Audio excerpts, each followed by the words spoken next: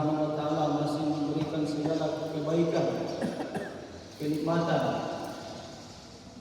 Mata kita masih melihat. Padahal hari mulia pada hakikatnya kita melihat bukan karena kita punya mata, tetapi kita melihat karena mendapatkan pantulan dari yang Maha Mulia. Kita mendengar bukan karena kita punya telinga, tetapi kita mendengar karena mendapatkan pantulan dari yang Maha Mendengar. Begitupun daripada kekuatan yang kita miliki, kita bisa kuat bukan karena kita punya otot, punya tubuh, badan yang kuat, tetapi kita bisa kuat karena yang Maha Kuat memberikan pantulan kekuatan kepada kita. Hadirin yang dirahmati dan dimuliakan oleh Allah SWT, apapun yang ada pada diri kita ini, baik secara zahir maupun secara batin, semua ini datang dari Allah SWT. Sedikit pun kita tidak punya apa-apa hari ini, walaupun hanya sebesar biji zarrah.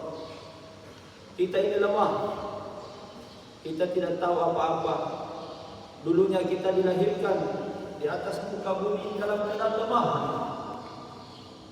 Saking lemahnya kita hari ini, bahkan berdiri pun kita tidak mampu. Sekecil-kecilnya satu ekor ayam hari ini, yang kita anggap dia kecil, dia lemah, tetapi begitu dia menetas, maka dia langsung bisa berdiri dan langsung bisa berjalan, bahkan bisa makan. Manusia adalah Allah Subhanahu wa taala, saking lemahnya, begitu dia lahir dia berdiri saja susah. Kita melalui proses, tidak langsung berjalan, tidak seperti hewan yang lain. Begitu kita lahir, kita bisa hidup, kita bisa makan, minum susu, nanti diberi.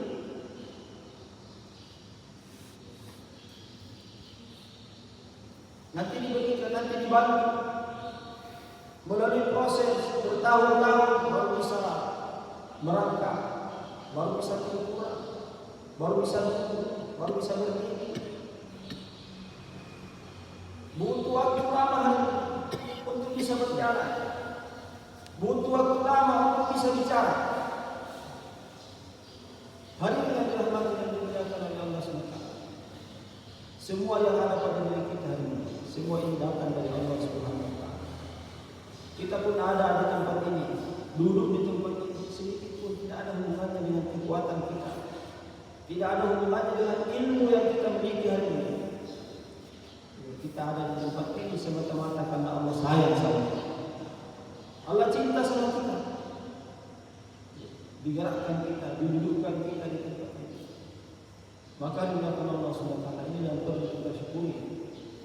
Segala sesuatu pemberian Allah datang kepada kita ini, dan kita bersyukur Allah SWT berikan kepada kita satu nikmat yang paling besar. Apa itu namanya? Nikmat iman. Nikmat iman ini, nikmat iman ini adalah nikmat yang paling tertinggi, tidak ada lagi nikmat di atasnya. Allah Subhanahu wa taala bukan hanya sekedar berikan kita nikmat iman, Pak. Tetapi kata ulama, Allah berikan lagi dengan kasih sayangnya. Allah tambahkan lagi hidayah pada diri kita. Apalagi hari mulia, kita bukan hanya dijadikan sebagai orang yang beriman, tetapi Allah Subhanahu wa taala jadikan kita lagi menjadi asbab supaya orang lain bisa menjadi orang yang beriman. Ada orang beriman, tetapi dia beriman untuk dirinya sendiri. Tetapi hari mulia Allah berikan kita lagi hidayah, berikan lagi kita nikmat, bukan hanya menjadi sebagai orang yang dapat hidayah, tetapi Allah jadikan lagi kita sebagai asbab hidayah untuk orang lain. Inilah nikmat Allah SWT. Apabila kita syukuri nikmat ini, sekarang kalau kita dengarkan ada orang baca ayat la in syakartum la azidannakum wa la in kafartum in azabi lasadid. Siapa yang bersyukur nikmatku, kata Allah, saya akan tambah nikmat itu. Siapa kufur atas nikmat itu, Asapku sangat pedih kata Allah. Hari ini Pak, kalau dibaca ayat ini orang terpikir itu keuntungan dunia, nikmat-nikmat dunia yang terbayang langsung yang ada di pikirannya. Yang ada itu adalah nikmat-nikmat dunia yang terbayang. Oh, kalau kita syukur pekerjaan kita, maka kita akan nanti naik pangkat apa, atau bertambah rezeki kita yang tadinya dapat 1 juta menjadi 2 juta. Ini yang orang pikirkan.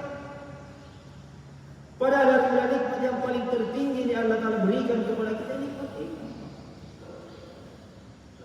Nikmat hidayah ini adalah nikmat yang paling tertinggi. Tidak ada lagi nikmat di atasnya. Siapa yang mensyukuri nikmat ini, Allah Ta'ala akan tambah lagi. Apanya yang Allah tambah? Allah tambah menjadi orang semakin istiqomah. Allah tambah lagi nikmatnya menjadi meningkat amal-amalnya, meningkat pengorbanannya. Semakin dia mensyukurinya, maka semakin Allah tambah kepahaman agamanya. Ketika Rasulullah SAW ditegur oleh istrinya, setiap malam Rasulullah SAW habis malamnya beribadah kepada Allah SWT sampai kaki menubungkan. Maka istrinya katakan, wahai Rasulullah, jika kau ini seorang nabi, kamu sudah dijamin keselamatanmu, dosamu yang telah lalu yang akan datang sudah diampuni oleh Allah SWT, sudah dimaafkan. Apa kata Rasulullah SAW?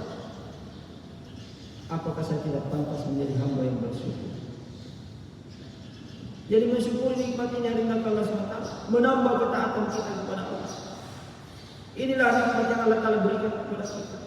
Nah, kalau kita tidak syukuri ini hari mulia nikmat yang Allah Ta'ala berikan kepada kita ini, nikmat hidayah ini, nikmat dipilihnya kita dalam kerja dakwah ini,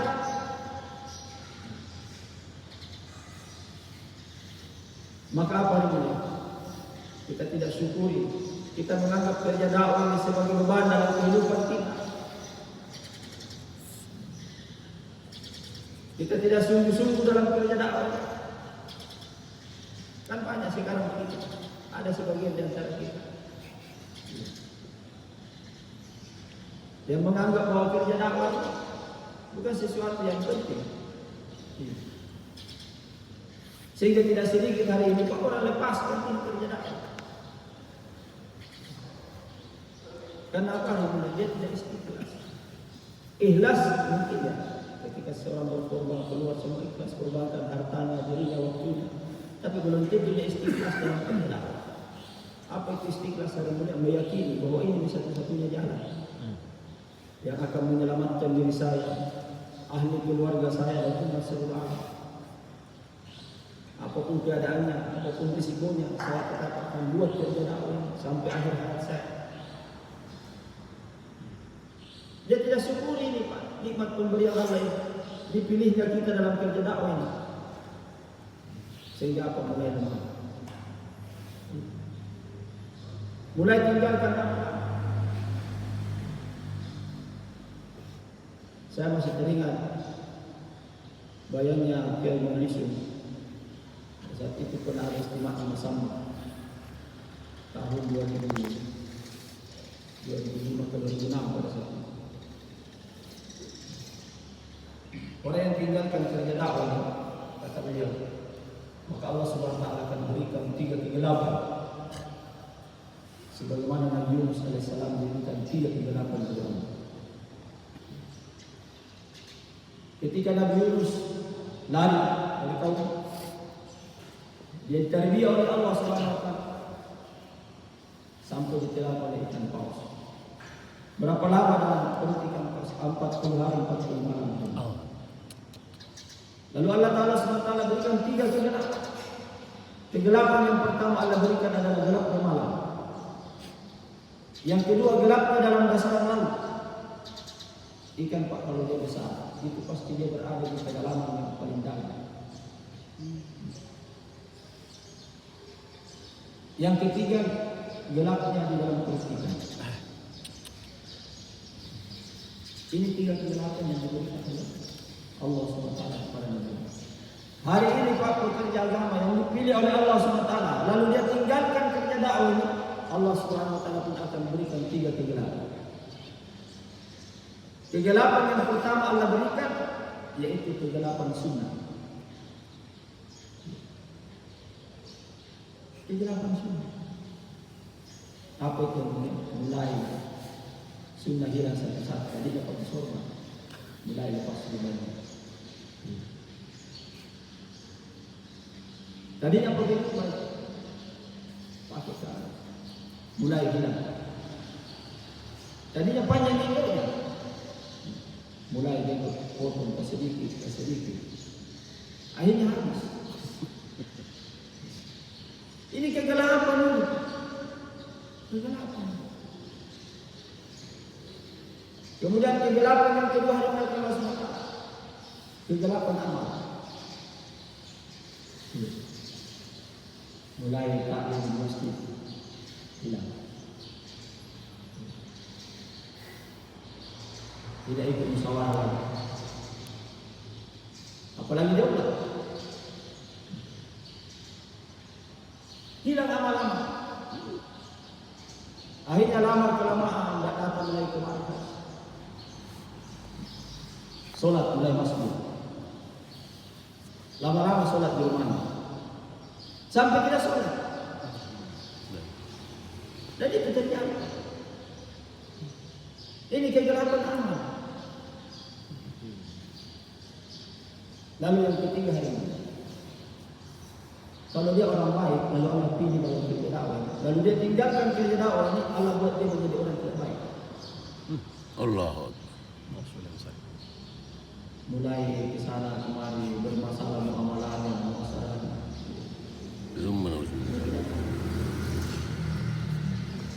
Kalau dia orang yang tadinya rusak, lalu Allah pilih dia dalam kerja dakwah, lalu dia tinggalkan kerja dakwah ini, maka Allah akan buat dia lebih bejat daripada sebelumnya, lebih ganas kita. Dan itu Pak kerja. Maka kerja dakwah dari Allah SWT hadiah yang paling terbesar. Ini bukan kerja kecil, ini kerja besar. Kerja seluruh para anbiya, seluruh para nabi, kerjanya ini yang dibuat. Ada lagi juga itu sekarang yang dia kasih tuh leperin, bikin sempalan, bikin amalan pagi. Ada yang begitu, bikin amalan wali ini amalan ini. Kenapa kasih tuh derajat? Karena ini Allah kasih kerja nabi. Tinggi mana kerja nabi daripada kerjanya nabi? Allah.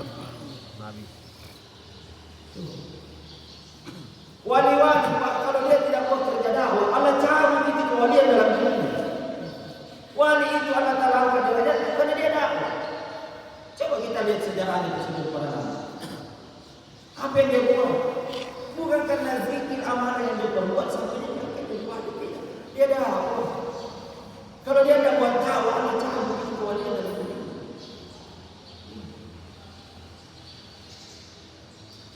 Begitupun Nabi-Nabi dimuliakan oleh Allah Subhanahu wa taala. Ditinggikan derajatnya oleh Allah Subhanahu wa taala. Karena apa? Karena kerja dakwah. Rasulullah sallallahu alaihi wasallam bagaimana kemuliaannya ini? Orang yang namanya berdampingan dengan nama Allah Subhanahu wa taala. Ketika Nabi Adam AS setelah selesai ditiupkan ruhnya masuk ke dalam jasadnya, lalu dia berdiri dan menengok ke arah Allah SWT. Dia terlihat satu tulisan, La ilaha illallah Muhammadur Rasulullah. Lalu Adam berkata, ya Allah, siapa ini nama? Yang namanya berdampingan dengan nama. Apa kata Allah, wahai Adam? Kalau bukan karena dia sudah diciptakan dunia beserta isi, surga dan neraka, semuanya saya tidak ciptakan kalau bukan karena ini. Bayangkan Pak bagaimana kemuliaan Nabi. Malaikat-malaikat Pak berhikmat kepada Rasulullah. Penghulunya para malaikat Jibril alaihissalam berhikmat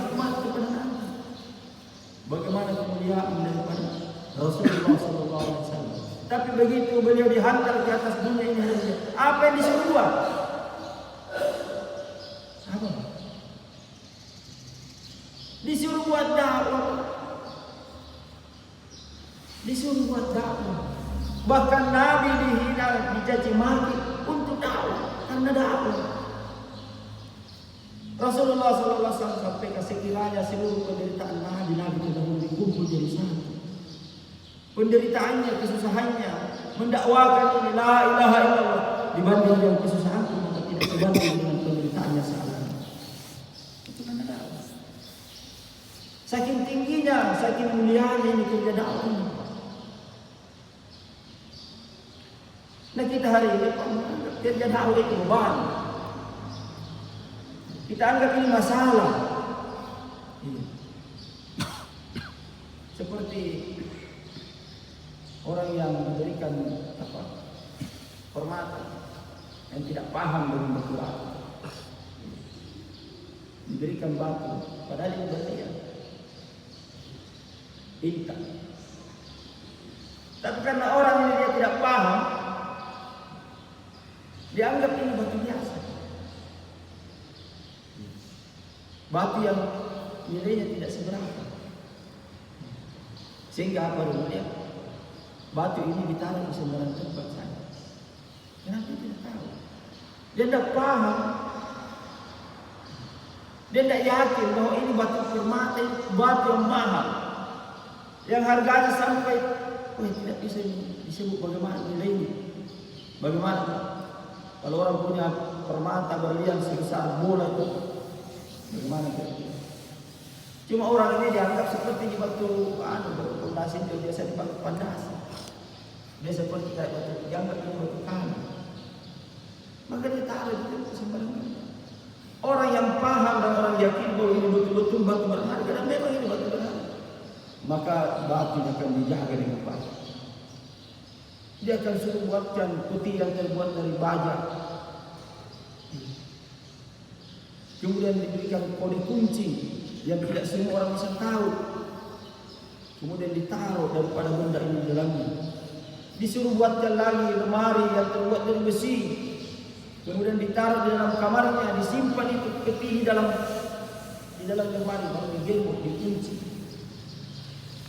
Setelah itu kamarnya pun dibuatkan pintu yang berlapis dengan lapisan pintu besi. Rumahnya pun dibuatkan daripada pintu yang sama. Dibuatkan pagar keliling, ya, pagar yang tinggi, diberikan CCTV dan sebagainya. Bahkan diambil polisi dan tentara untuk jaga ke rumah. Kenapa? Di dalamnya ada barang mahal.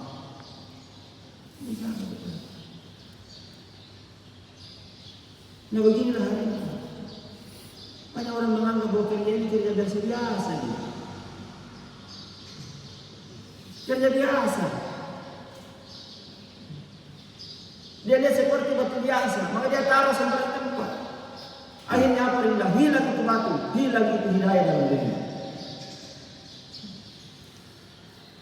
Tapi kalau orang dianggap bahwa ini adalah kerja yang besar, kerja yang paling tertinggi, kemuliaan yang paling tertinggi yang ada dalamnya kalau kita buat kerja ini, maka hari ini Allah SWT orang yang akan menjaga betul-betul kerja apapun keadaannya, dalam keadaan apapun.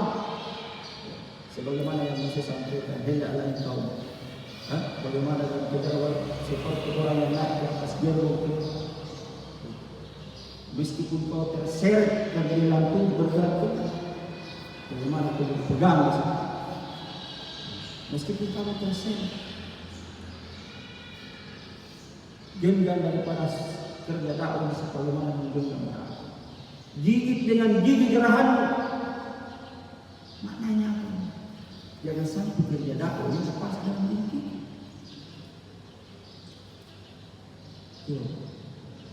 Mulianya kerja dakwah. Nah coba kita lihat latar belakang kita. Sebelum kita kenal kerja dakwah ini, Allah tidak kenalkan kerja dakwah ini. Kita ini siapa? Dulunya kita di mana? Ada kan pernah kisahnya Umar yang waktu dia habis pukul, ada kisahnya. Ada sahabat yang dia pukul, lalu Umar kembali ke rumahnya. lalu dia tarik dirinya jamaah ke rumah. Sekarang kau begitu menjadi khalifah ya. Ingat ke umat, dulu kau siapa? Coba. Ini yang perlu kita syukuri. Sebelum kita ada dalam kerja dakwah, posisi kita di mana? Bagaimana keadaan kita? Lalu Allah pilih kita. Nah sekarang kenapa masih kita posisi seperti ini kita mulai bahas? Salah balik. Maka Allah Subhanahu wa taala jalan satu-satunya untuk istiqomah dalam kerja dakwah yang adalah istiqlas, meyakini bahwa inilah satu-satunya jalan untuk menyelamatkan diri saya, keluarga saya dan umat seluruh alam. Dan akhirnya Allah SWT meningkatkan kemampuan. Senantiasa kita lagi dalam sampai kita tidak ada lagi di atas muka bumi ini. Korbankan lagi harta, diri dan waktu kita. Atau juga harta dan diri kita ini bukan milik kita. Allah juga yang punya, milik Allah. Coba Pak, kalau kita kasih pinjam sama orang barang-barang, saya kasih ke ini, saya kasih ke ini, saya kasih ke ini. Semua fasilitas. Sementara setelah itu kita yang punya, oleh yang dikasih kita minta pinjam, ya pinjam ke itu. Bagaimana kira-kira? Apa kita punya haknya? Hijab tidak bisa. Dia yang kasih, dia minta pinjam. Ini Pak Allah punya yang berikan hidup kepada kita, yang memberikan rezeki, harta kepada kita, waktu kepada kita, milik Allah. Sekarang Allah minta lagi. Itu dalam Al-Quran jadi punya ada kayak memberi pinjaman Allah minta pinjam. Setelah diminta oleh Allah, apalagi Allah tukar lagi dengan surga yang lebih baik lagi. Maka insya Allah Pak, di hadapan kita ini ada takasan besar. Maka di mana-mana kembali kita hilangkan. Siapa saja yang kita jumpai, sampaikan akan ada dari pertemuan di Lampung tanggal 28 sampai tanggal 30 dan 11. Kami akbar Indonesia kedua. Kita hilangkan, sampaikan keluarga kita, kenalan kita, teman-teman kita, orang yang dikenal maupun tidak dikenal. Ketika kita 2,5 jam, kita khususi, kita sampaikan, kita hilangkan urusan mendatangkan orang ke Lampung ini bukan urusan kita, cuma hanya sekedar menyampaikan. Nanti Allah Taala akan hantar orang ke sana sebanyak-banyaknya. Dan dengan hari ini Allah SWT, bagaimana nanti di istimewa ini? Mulai hari ini kita bergerak. Sebelum dan sesudah istimewa kita kembali lagi bergerak. Semua bersedia insyaallah. Yang benar datang dari Allah SWT, yang salah dari kelemahan saya dari orang kita. Subhanallah wa bihamdihi, Assalamualaikum warahmatullahi wabarakatuh.